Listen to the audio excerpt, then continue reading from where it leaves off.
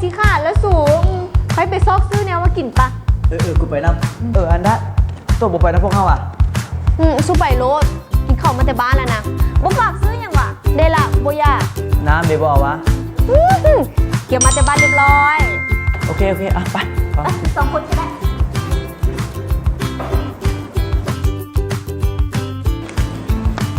เอากี้ตัวโบว่าเอาอย่างวะ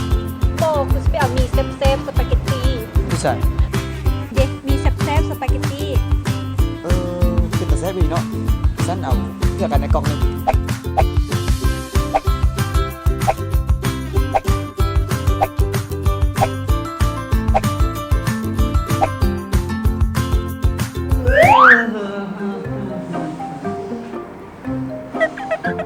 หอมซูซี่อยากมากินก็หอมแท้ซื้อมีแซ่บสปาเกตตี้นี่แหละในคนมันหิวข้าวได้สั่นขอจะคำแล้วว่าเฮ้ยหอมนะขอกูกินด้วยคำหนึ่งใส่มึงว่ามึงบ่อยากกูซิมซื่อคำเดียวพอเด้อสนะเดี๋ยวกูออกไปซื้อน้ำก่อนเมื่อกี้นี่กูลืมซื้อน้ำโอเคกูซิมซื่อมึงกินดอกเอ้ามึงคือมานั่งนี่ป้ามึงก็กินนมกูเบิร์ดกูน้ำบ่เหลือจักเส้นเลยกูซิมซื่อแล้วมันแซ่บเด้กูลืมเลยว่ามันของมึงบอไปซื้อมาให้กูใหม่เอามีแบบเก่ามีแซ่บสปาเกตตี้โอ๊ยกินน้ำแน่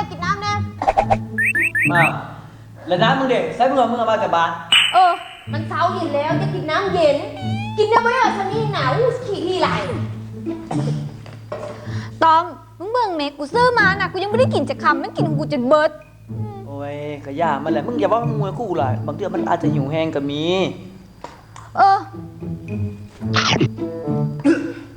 ขอน้ำต้นน้ำกูเบิ้ลแล้วกูยังไม่ได้กินซ้ำอุ้ยกูหิวน้ำแห้งได้สั่นมึงบ่วานอย่างกูที่บ่เซียวกูบ่ว่าอังดอกพวกกูนะบ่วานอย่างให้มึงดอกแต่ว่ามึงนะอย่าไปเฮ็ดแบบนี้กับคนอื่นเด้อกูสิบอกให้มึงฮู้ไว้เงินคำนะมันบ่สามารถซื้อมิตรภาพได้มีแต่ความจริงใจเท่านั้นที่สิอยู่นำเฮาได้ยาวนานมึงก็อย่าประหยัดเนี่ยบอกประหยัดหลายแนวใส่ปัดใส่ท้องนี่ก็เซิ้นซื้อเนี่ยก็ได้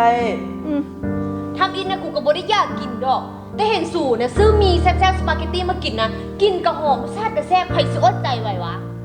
ก็บอกกูเดี๋ยวกูสิพาไปซื้อซัมมี่แซ่บสปาเกตตี้น่ะกินกระหอมราคาก็เกินคุ้มอีกอย่างน่ะสะดวกสบายในการกินพาไปซื้ออ่ะไปบอกไปซื้อไปแต่ว่ากูยืมเงินสุกรเด้อจะพวงกันได้เดี๋ยวกูไปเข้าห้องน้ำก่อนเด้อกูไปห้องน้ำกับมันก่อน